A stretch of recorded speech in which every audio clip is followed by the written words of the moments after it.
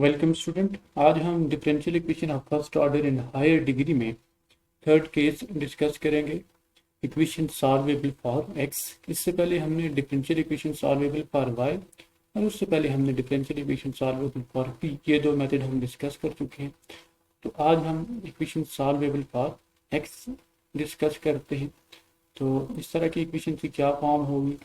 The differential equation pi of X Y P equal to 0 is solvable for X, we can express. ये कोई भी differential equation है phi of X Y P equal to 0, जिसमें X Y और P हमारे variable का काम करेंगे। Solvable for P for X if we can express. जब हम इस किसी भी इक्वेशन को इस फॉर्म में लिख सकते हैं, X equal to function of Y P, तो ये जो फॉर्म है ये सॉल्वेबल फॉर एक्स कहलाती है। क्योंकि अब राइट हैंड साइड पे आप देख सकते हो फंक्शन ऑफ वाई पी, इनकी एक्स की वैल्यू हमने निकाली है in term of Y P. तो इस तरह की जो इक्वेशन है ये सॉल्वेबल फॉर एक्स कहलाती हैं। अब इसको सॉल्व करने का मेथड पहले मेथड की तरह ही है। अब हमने क्या करना है, इसका डेरिवेटिव लेना है विद रिस्पेक्ट टू वाई। याद रखें, आप एक्स के रिस्पेक्ट से डेरिवेटिव इसलिए नहीं ले सकते क्योंकि राइट हैंड साइड पे फंक्शन में एक्स नहीं है, तो उसका वाई के रिस्पेक्ट से हम अब डेरिवेटिव लेंगे और डिनोट करेंगे D Y upon D X को पी के साथ, पी से डिनोट करेंगे। तो चूंकि यहाँ पे हम जब इसका डेरिवेटिव लेंगे तो d x upon D y आएगा।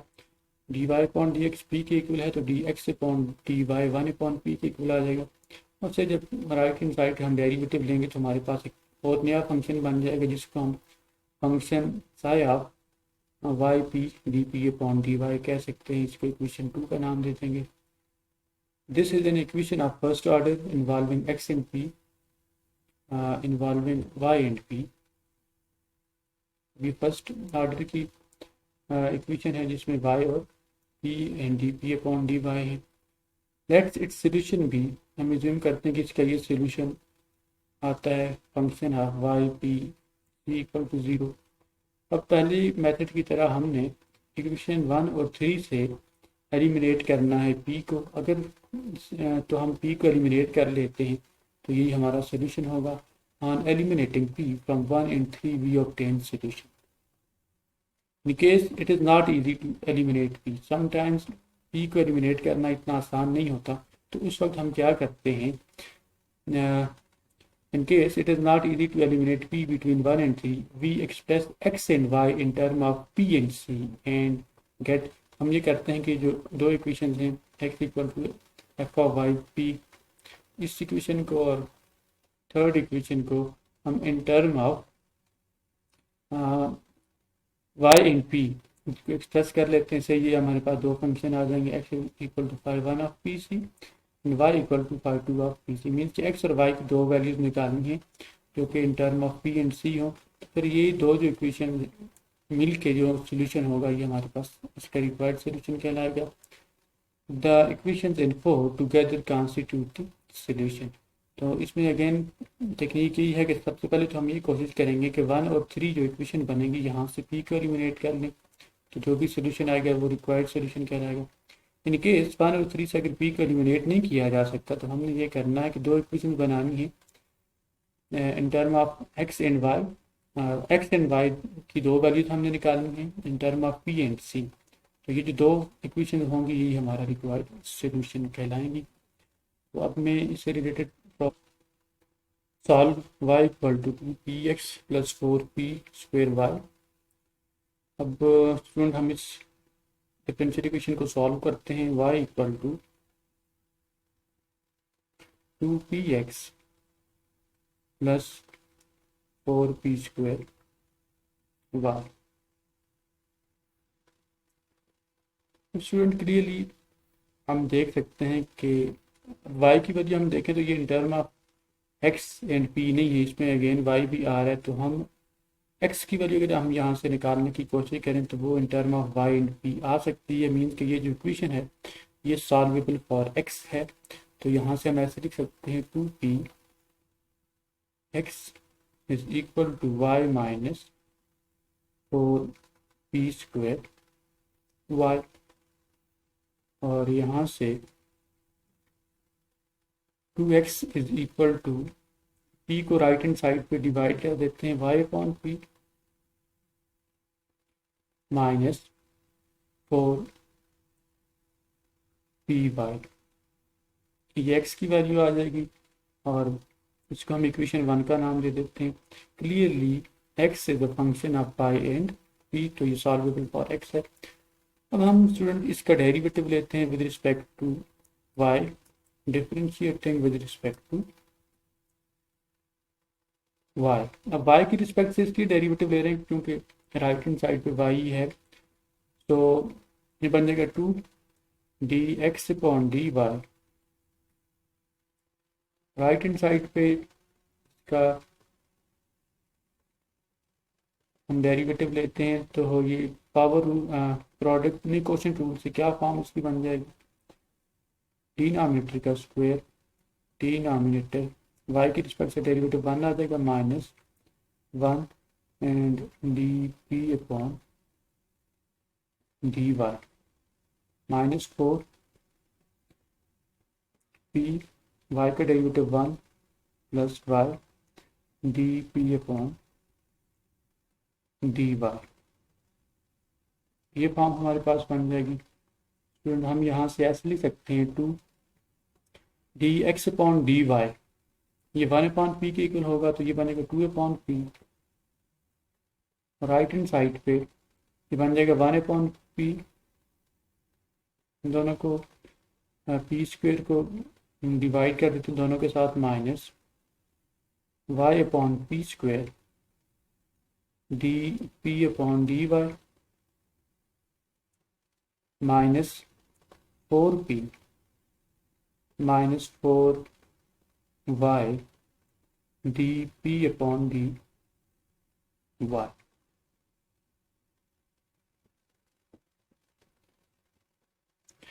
नेक्स्ट स्टेप में सारी टर्म्स को लेफ्ट हैंड साइड पे शिफ्ट कर देते हैं, which implies 2/p minus 1/p plus 4p। In terms को एक जगह ले लेते हैं। अब ये जो दो टर्म्स हैं इनको एक तो लेफ्ट हैंड साइड पे शिफ्ट भी करते हैं और यहाँ से डी अपॉन डी वाई को मैं साथ में कांस्टेंट भी ले रहा हूँ, कॉमन भी ले रहा हूँ, तो ये बन जाएगा y/p square plus 4y D upon D Y is equal to 0। अब स्टूडेंट नेक्स्ट स्टेप में इन टर्म्स का एलसीएम ले लेते हैं और इनको सिंप्लीफाई कर देते हैं। P is the LCM 2 minus 1 plus 4p square, यहाँ पे प्लस है स्टूडेंट, प्लस y को भी कॉमन लिया जा सकता है y, और ये बन जाएगा 1/, जैसे यहाँ पे भी हम p स्क्वायर एलसीएम लेना चाहें तो ले सकते हैं, नहीं तो इसको हम ऐसे लिख सकते हैं 1/p square plus 4 D upon D Y is equal to 0। Next step में स्टूडेंट हम ये बन जाएगा 1 plus 4p square upon p। तो स्टूडेंट यहाँ पे एक तो मैं इसको साथ में यहाँ पे डिवाइड भी कर देता हूँ, तो यहाँ पे जो फॉर्म बनेगी हमारे पास एक टर्म तो आएगी 1/p और यहाँ से 4p plus y 1/p square plus 4 D upon D Y is equal to 0। अब स्टूडेंट अगर यहाँ से मैं p को कॉमन ले लूँ तो हमारे पास टर्म क्या बन जाएगी,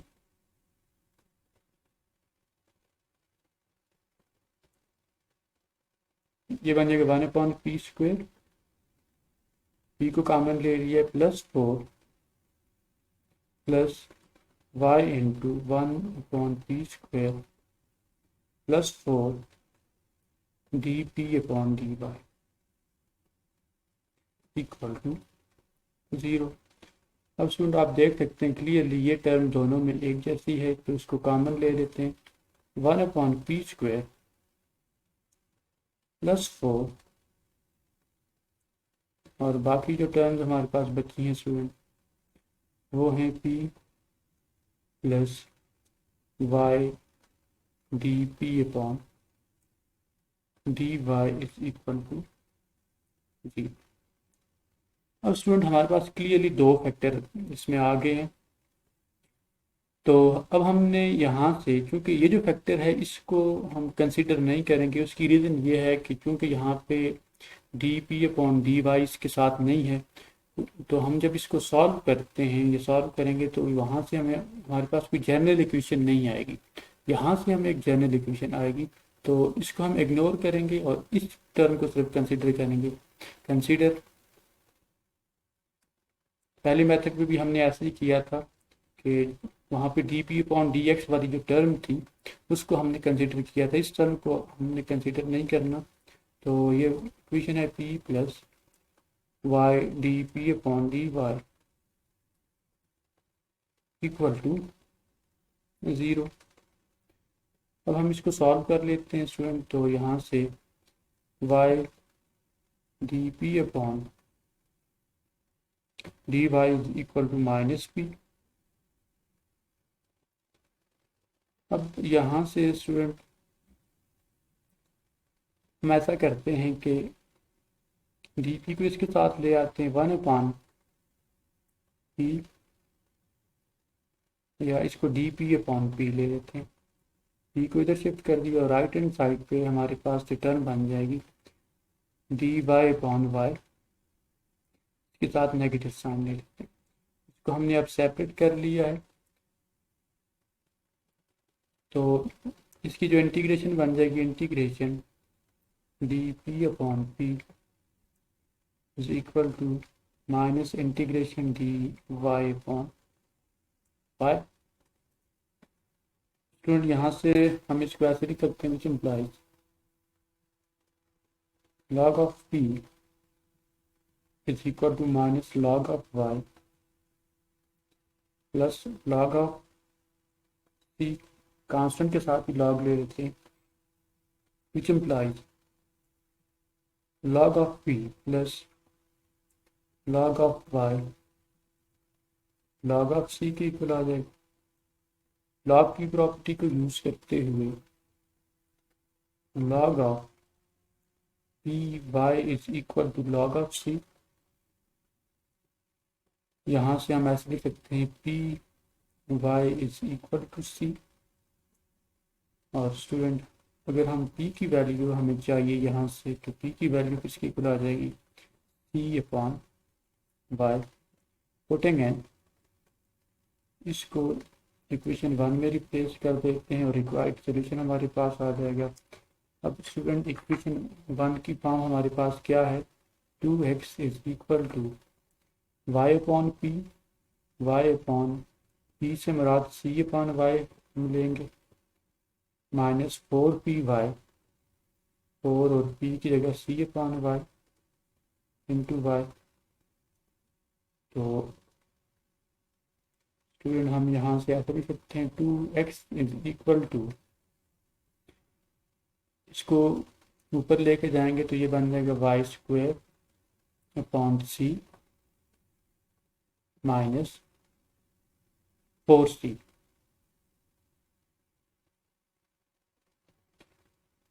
इसको फर्दर सिंप्लीफाई करना चाहें स्टूडेंट तो ये बन जाएगा 2x is equal to c y square minus 4c square, यहाँ से 2cx equal to y square minus 4c square. और वाई स्क्वायर की अगर हम वैल्यू निकालना चाहें तो ये बनेगा 4c स्क्वायर प्लस 2cx। तो स्टूडेंट यही रिक्वायर्ड सोल्यूशन होगा, इज रिक्वायर्ड सॉल्यूशन।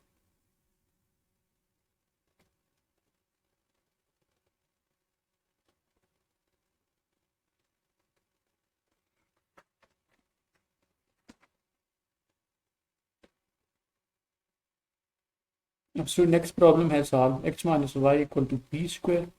तो अगेन हम यहाँ से पहले x की वैल्यू निकालते हैं। Solution x minus y equal to p square, तो x की वैल्यू निकालेंगे तो पी स्क्वायर प्लस वाई आ जाएगा।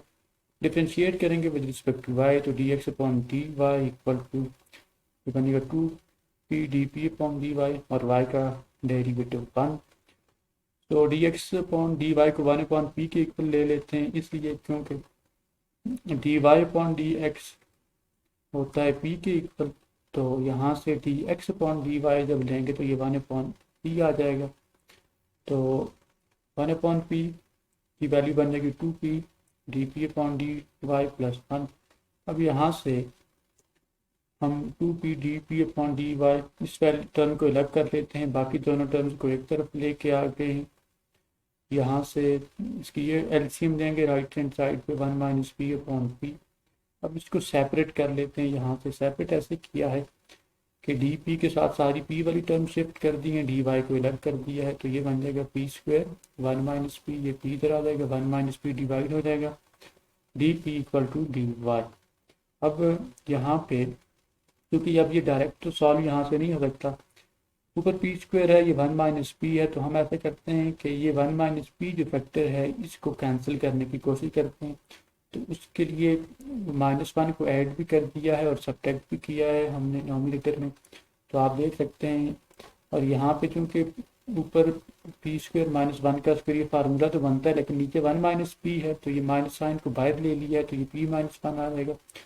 तो ये P square -1 plus 1 D P, तो ये पी स्क्वायर -1 ये असल में p plus 1 into P minus 1 है, p plus 1 into P minus 1।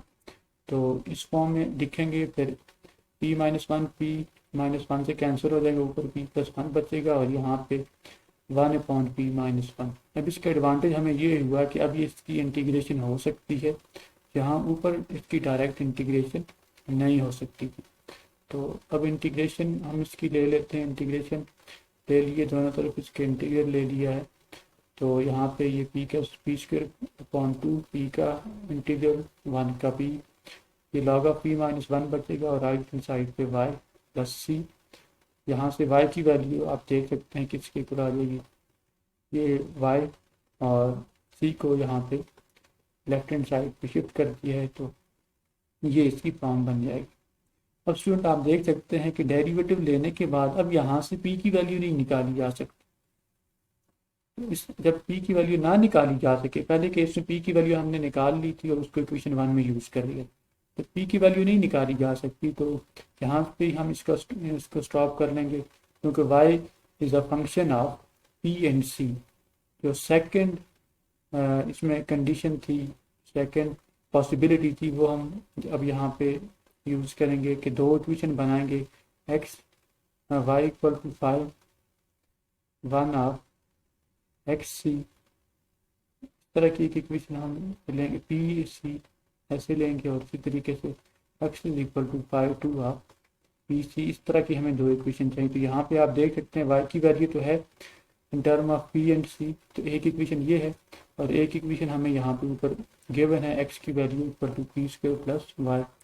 यहाँ पे y की वैल्यू यहाँ से यूज़ की जा सकती है जो भी हमने निकाली है। तो यही दो इक्वेशन जो हैं, equation 1 and 2 taken together constitute the required solution.